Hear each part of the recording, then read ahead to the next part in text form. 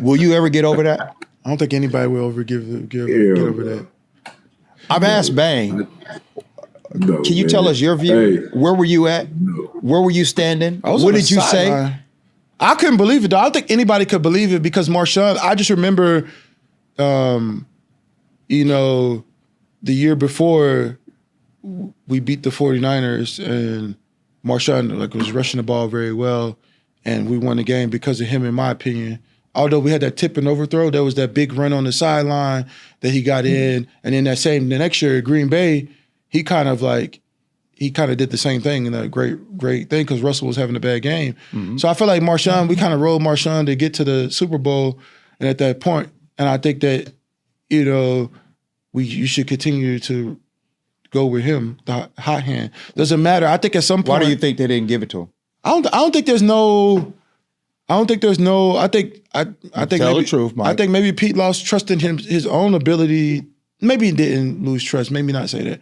I think Pete trusted the stats, the analytics that says that this is the best play. Mm. But it's like AI. It's like AI can only make so much decisions before the human touch has to be into it. And I think if you look at the humanistic part of it, you say go with Marshawn. We live with that play. You rather live with that than AI. Than the opposite. You know what I'm saying? Because now it's like if you run with Marshawn and he doesn't get in, everybody would be like, you tried, you did what we would have did. And so people would have been okay with that if Marshawn doesn't get into the end zone. I think that we never have this conversation. If Marshawn gets stops on the end zone, nobody says, oh, that was a bad play call. Everybody said that was a bad play call, but they made a better play. Right. Yeah.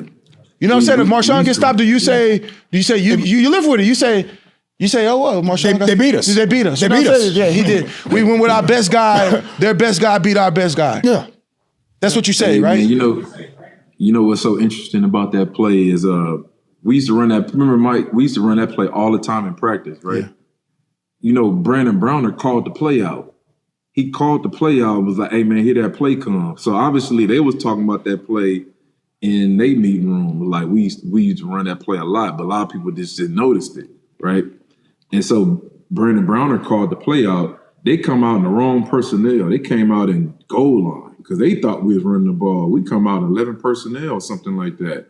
And yeah, it went just haywire after that, man. I think another thing too, like we were so very communicative and we used to talk about everything, right? Especially on and off the field. We never addressed it that the next season. Like we never addressed that. We were just like, it just we never addressed it. We just moved on. But I heard when y'all came back from the Super Bowl, before that breakout meeting, you guys had a meeting in there. How'd that meeting go? I don't remember that meeting. You remember that meeting? I can't talk about it. No, I was gonna say I think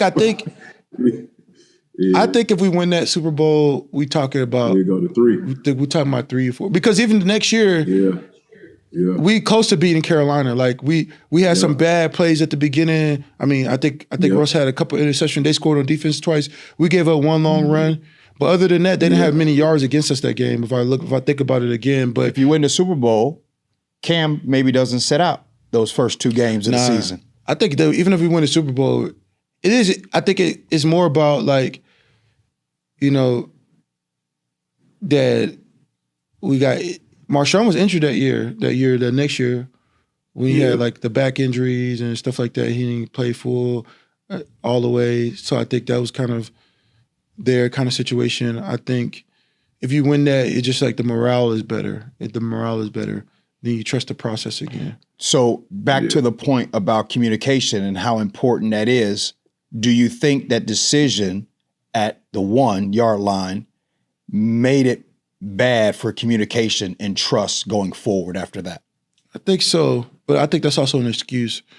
I think that we could have just went back again. You know what I'm saying? Like put our foot forward, but it was like that scoringness that was still in, you know, that was still in there that wasn't completely knowing what you all know now. What would you do to help address that? I think I would have just challenged us to get past it. Really, I think that could have been the remedy. I think we just going and playing because we still, like I said, Cam Newton wins the MVP that year. right? The following year. Right. Like we're in the game with Carolina, like, you know what I'm saying? Like we go to we nail biting, you know what I'm saying? So it's like we just needed to be more focused on the future and not let something that continuously haunt us. It's always gonna haunt us, but at the end of the day, I think we could have just moved forward on that and just continue to play and realize that was last year and we lost focus on to the next play. And I think we would have just went on to the next play, went into that season focused on like, hey, let's come together. Even though the world is saying we made a big mistake, rally behind Pete and move forward in a real way. You know what I mean? Yeah. I think because Pete fought for a lot of us. Though, it was tough. Like that was tough. I always like That's Pete a Carroll. Super I'll Bowl. never say nothing bad about Pete though.